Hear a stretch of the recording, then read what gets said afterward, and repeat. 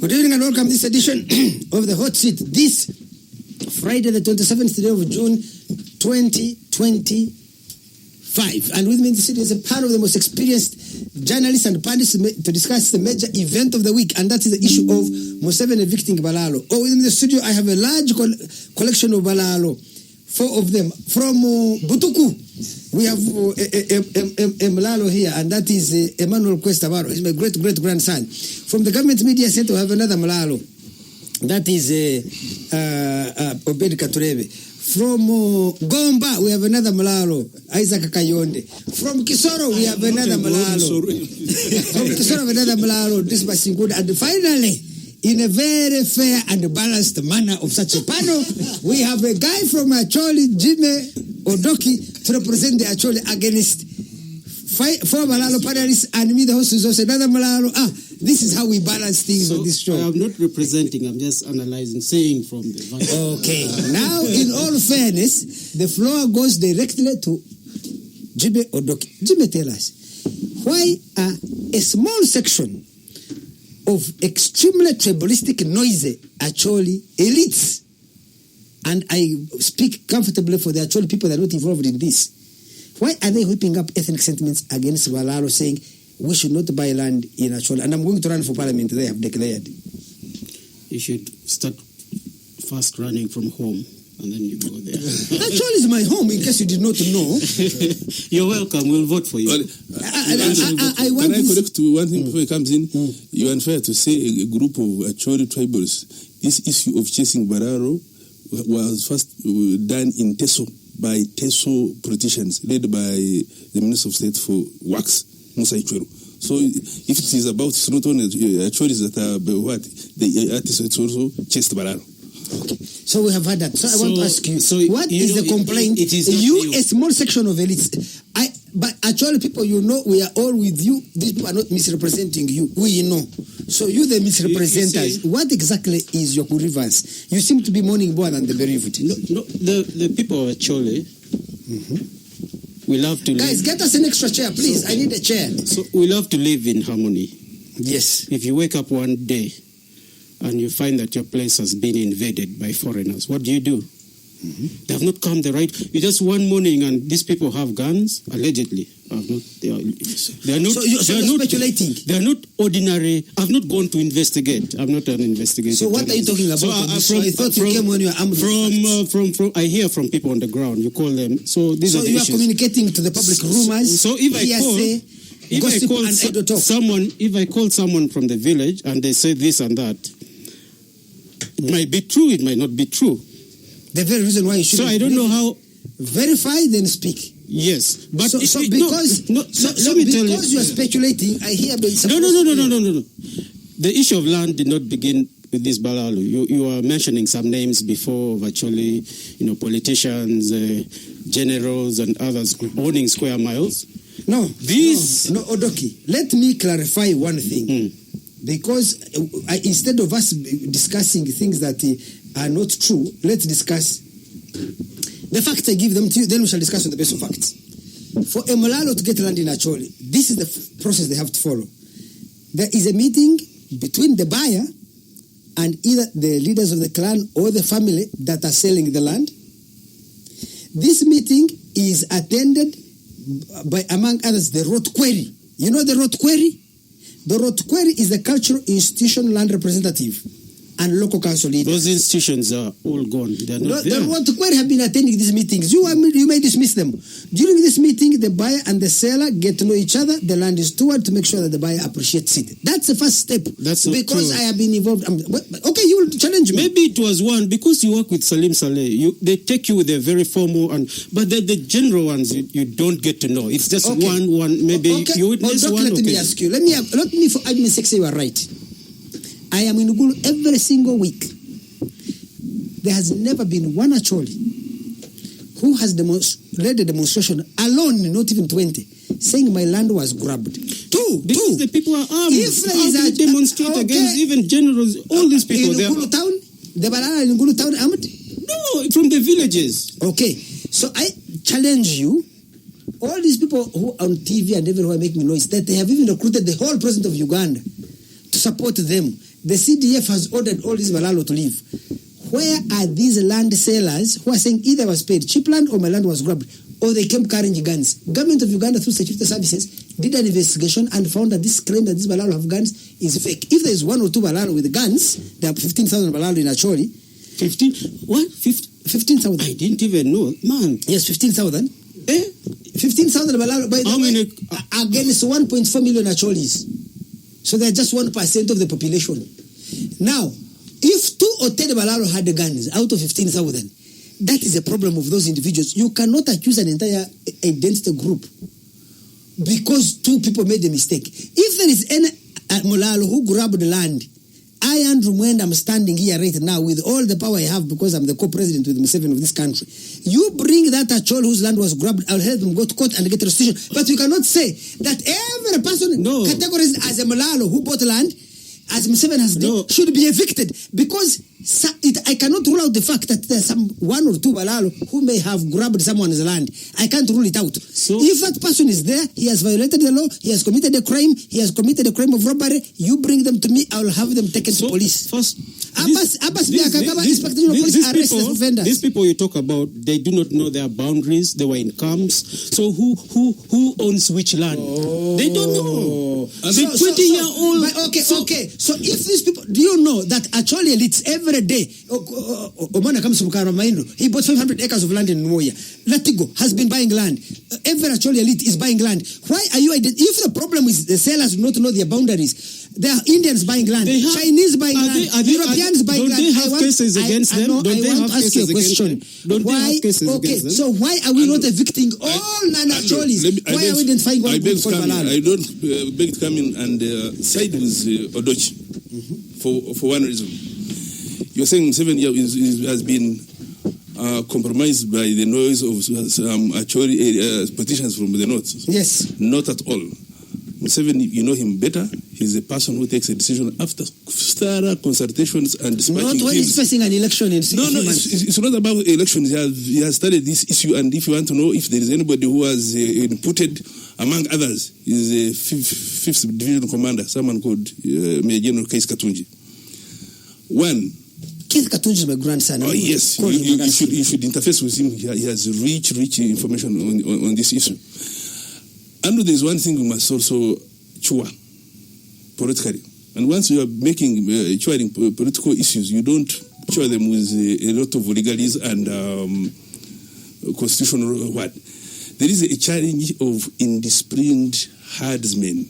Their issue of indiscipline has not been in Acholi land or recently. Like I said in the beginning, they are becoming an issue in Teso, and the Teso politicians had chased them. These indisciplined herdsmen were becoming an issue in northern Tanzania, and because of indiscipline, like the president wrote, I come from the Tanzanian border by the way, and I'm a herdsman, so I know. They are becoming an issue, not only to Uganda, even to Tanzania. The issue of diseases, they are in a indisciplined way of farming, so they're becoming a threat. That's why Tanzania had to chase them. So the president is right when he says there must be an end to this indisciplined kind of farming. When he was redistributing the No, I have to corroborate information. Museveni said some Acholi farmers complained that these Balaalo had their cows, they were invading their plantations and eating their crops. We call it Kuonesa. Museveni issued a directive saying for a Balaalo to stay there, within 6 months they should meet 2 criteria. 1, they should fence their land, and he even said they must have 4 barbed wire. Sending God upwards. 2, they must have a source of water on their land. 99% of Balaalo fulfilled that. But for me, even then, I could say to Museveni, if the problem is Kuonesa, you cannot identify an identity group called Balaalo. There are many Acholis with the cows. So you should say everybody who is grazing the cows. These are the rules subject to them. Let me finish. You come in. Balaalo are ethnic, Bahima from Ankole and Batutsi of people of Kinyarwanda culture, who they are jointly called Balaalo. That's true. Now, Andrew was coming to that one. The recent one was very specific. He said, I even tried to secure that indiscipline when he redistributed Mbarara Masaka ranches, and almost 90% of those who benefited sold those pieces of land and roamed into Tanzania. Those are the people that caused the problem with the Tanzanian government, and they were chased. They come back to Uganda and they find their way to Teso, then Bulisa, then now northern Uganda. And Andrew, you need to know this one, because these are my relatives, I know them. I know Balaalo actually better than you do, because I interface with them. This is why you don't know them. I can tell you that 100% of those who are rearing cows in northern Uganda have permanent homes and permanent farms in Isinjiro, Mbarara, and Tunga, Mweya. There's nobody who would be chased and has no farm to land to. They've gone there for multiplication. So what are you saying? What I'm saying. Don't you have a home in Isinjiro? Okay, this is what I'm saying. Andrew. Obed, I want to ask you a question. Don't you have a home in Isinjiro? I do. Should you be dispossessed of your home in Kampala because you have Isinjiro to go to? That's what I was coming. Where I was coming from. What are you saying? No, this is what I'm saying. You have not allowed. I am going to call the Baganda to evict you because you have an alternative home. I have a home in Kanyandai. I have a home in Kampala. But Andrew, you don't have, and I am going to have a farm in Acholi. No, but this is what I'm saying. You see, if people want to coexist, live in harmony, you don't just. The president sees the future. What if you impose yourself and you are not acceptable? 6 months to an election. You have to be acceptable. So I come back. I come to my grandson Quest from Congo. 3KFM. Good evening and welcome to this edition of the Hot Seat this evening, featuring Obed Katurebe, Jimmy Odoki, Isaac Kayonde, Dismas Sinkunda, and Quest Tabar. By the way, I should tell you, off air, we have really come to blows, but these are dialectical blows that we've been fighting. Let me finish my point. I want to come to Kwesi. Hold on, let me finish my point, which is very, very legit, and you guys are skirting around it and throwing it away. But these people from northern Uganda, the argument you are just dismissing, when they insist, look, we've just been out of war, the war impoverished us, we were displaced, we're just literally going back to trace our original pieces of land, we are poor, and now we are around the likes of Kampala billionaires and these people who have enjoyed the Andrew Mendas.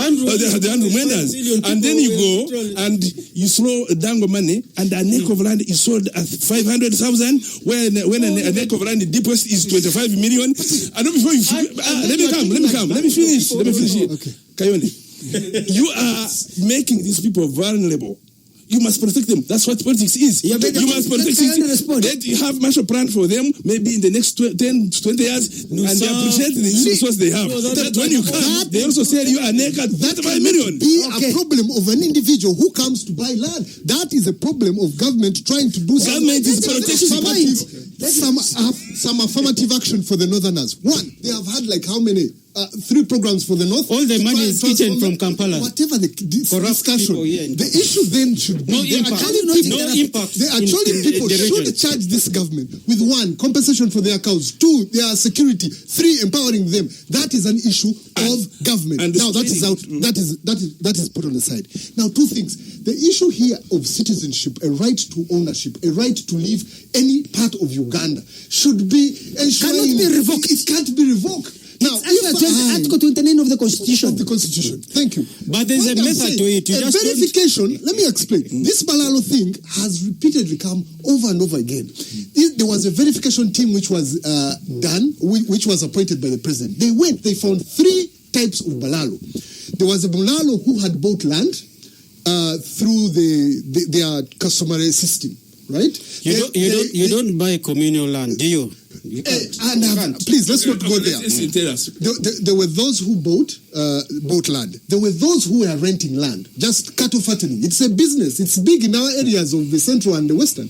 There were then those who had gone there as workers, who went to help the Acholi people who were actually previously doing ranching to increase their herds. Those were the 3 kinds of people, 3 kinds of Balaalo who were in the northern region. That is how the president came and gave those orders, please fence, do this, do this. That was after that verification. Now, however, these politicians who are always constantly led by the Chief Justice, by the Balaalo are going to court. Let me tell you guys, Balaalo are going to court, but the Chief Justice is the lead of this. How is he going to administer justice or politics? Because Tabaro, the Chief Justice does those speak as Chief Justice. But finally, I feel like I have always argued on this show. Politics doesn't follow logic. right? I can understand the motivations of President Museveni doing what he's doing now.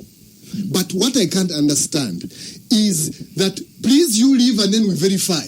That it is illogical to say that let the I should be dispossessed of my property before you verify whether I'm legitimately there or not. And that's why I'm saying, look. But that's electioneering.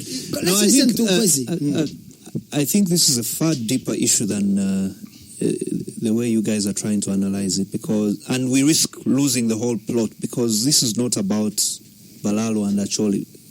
Ideally, in any part of Uganda, these two groups would coexist.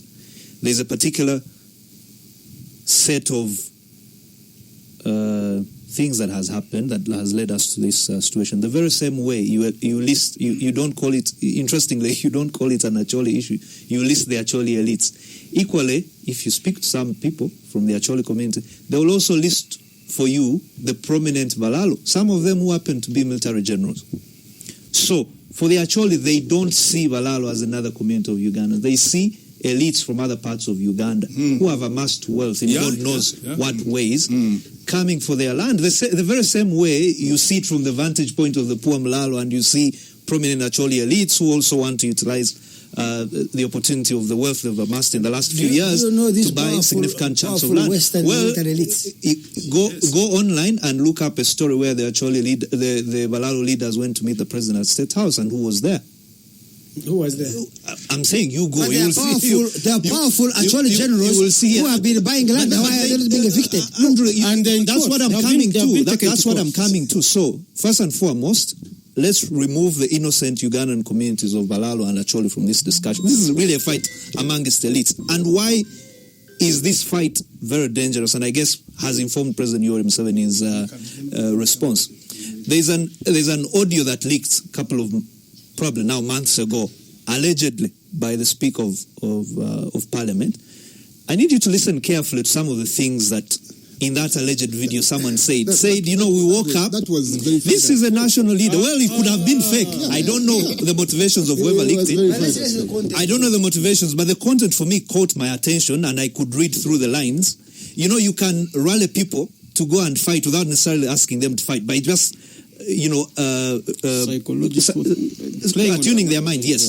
This person could be the speaker, could be another person, said, this community woke up one day, we used to own cows, woke up one day and we didn't own cows, and we know where all our cows went.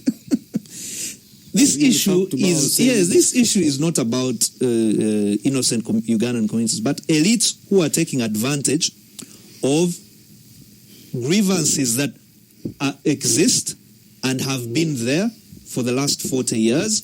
And now they see a moment where we have the president in a very difficult spot. He lost Buganda in the last election. It's unlikely he'll have it back. He's lost Busoga. So they have to position themselves. And what are they rallying around? They're rallying around local grievances. So if it's the ATESO, it's compensation for... You look at the budget currently. Where is the bulk of the compensation money going? To eastern Uganda and northern Uganda. So this is really a fight amongst elites in these communities. Don't make it about innocent Ugandan communities, the Balaalo. They couldn't care less where in Uganda they want to settle. But also the other thing that the president, I think, mentioned in the paragraph, which is an indictment, he said these guys should be involved in modern agricultural practices and they should not require square miles of land just to carry out agriculture. But the same president owns a whole square, well, I don't know how many square miles of land square miles. To carry out just to correct, agriculture. He's my constituent. He has his personal farm, which is about 5 square miles. Then there's the neck farm, which is about 22 square miles. So why doesn't he leverage technology to fatten his cows on less than 5 square miles of land? The same president is not indigenous to Chisholm. He came from he bought it. Let me correct it. He bought it. Yes, he bought it. From Rukunji says Horror come from Rukunji. Yes, he bought it. Museveni should be evicted from 3 areas.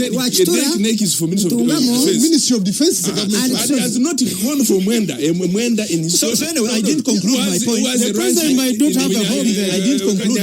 I didn't conclude my point. My advice to the Balaalo leaders would be, please, don't take on this fight with the president, because he has thrown them under the bus for his politics. It's not that he has anything personal against them, but the circumstances But so Museveni dictate. cannot sell our country at the altar of votes because let me Well, tell he you- has done that with different communities for the last 40 years. Let me tell It's you. now just the Balaalo's What turn. Museveni is doing in Acholi is creating an incentive for Batoro to say we don't want Wachiga and Banyarwanda in our area. Then you will hear Baganda saying we don't want. But did you hear about the ring fencing of seats in Chibale 20 years ago? Yes, but that's what I'm saying.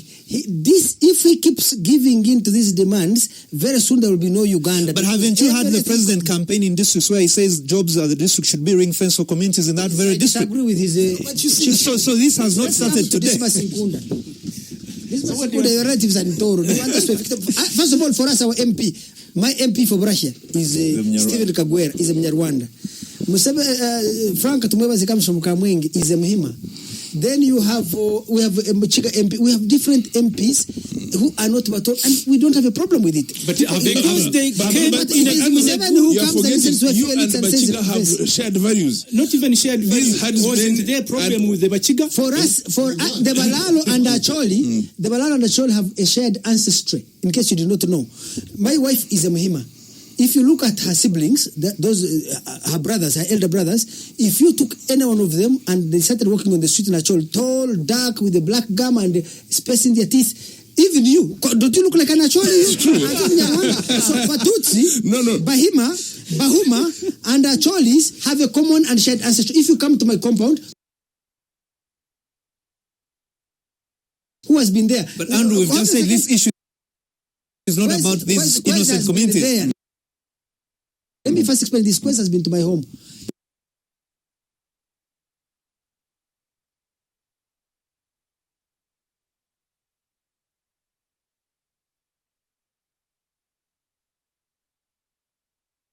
There are two boys in our compound. One is called Oli, another one is called Ochaki. There is my cousin who comes to do plumbing work. It's called Ochaya. You get it? So we have ancestry there. When we go to Acholi, we're going back home.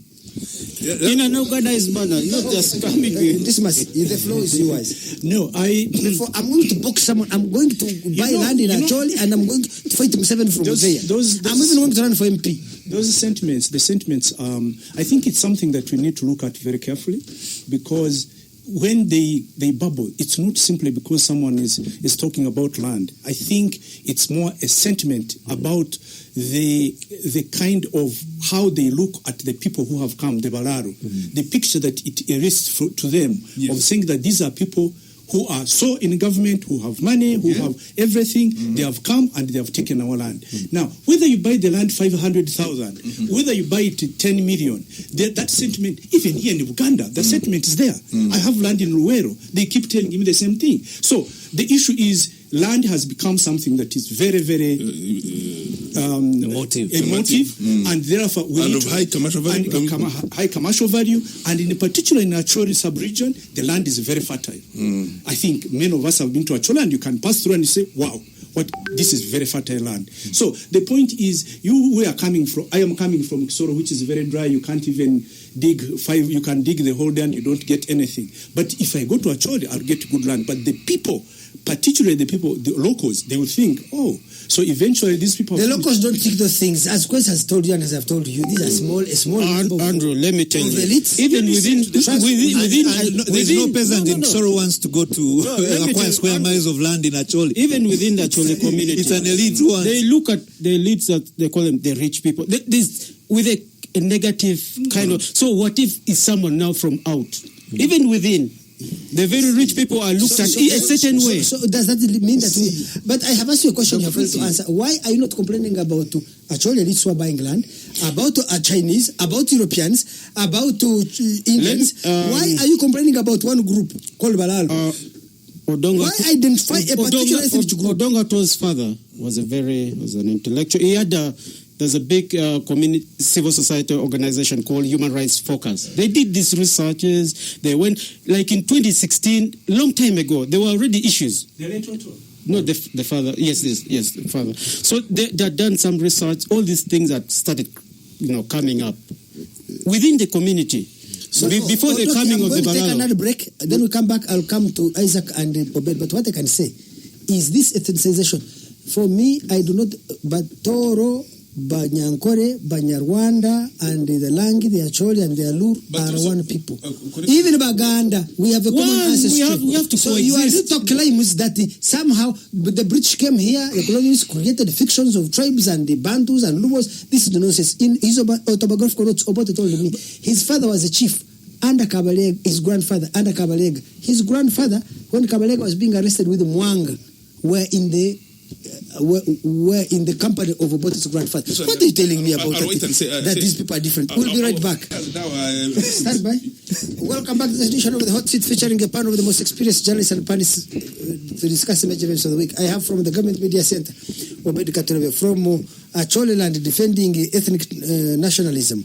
Not ethnic nationalism. No. From Gomba,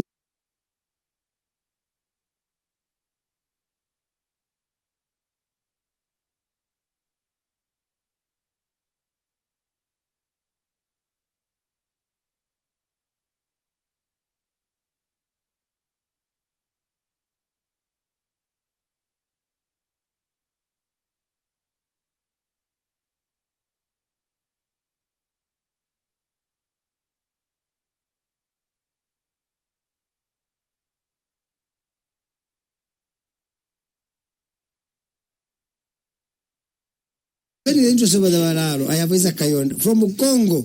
I'm getting into confusion. Is a question about, and then from Kisoro trying to deny the truth. Is this Masikunda? Obed Katurebe, the floor is yours. No, I'm so angry. I am going to the bush to fight him. No, I want to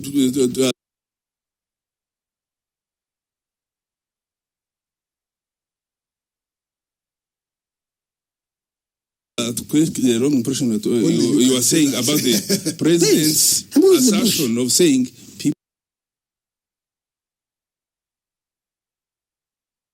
people must learn to practice productive farming on small scale. Like I said in the beginning of this show, people who are in northern Uganda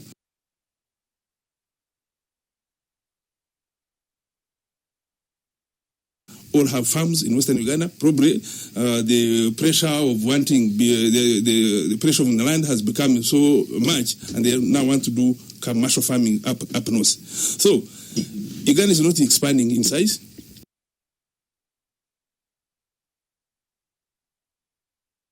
And we're expanding as a community. So we must, but of course we have the rich who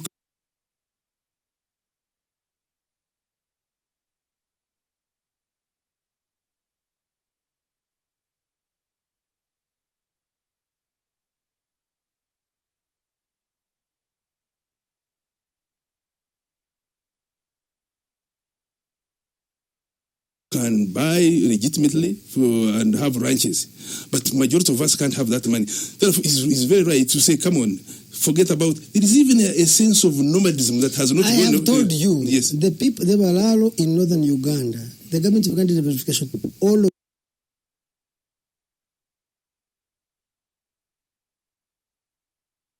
of them bought land legally, genuinely, legitimately after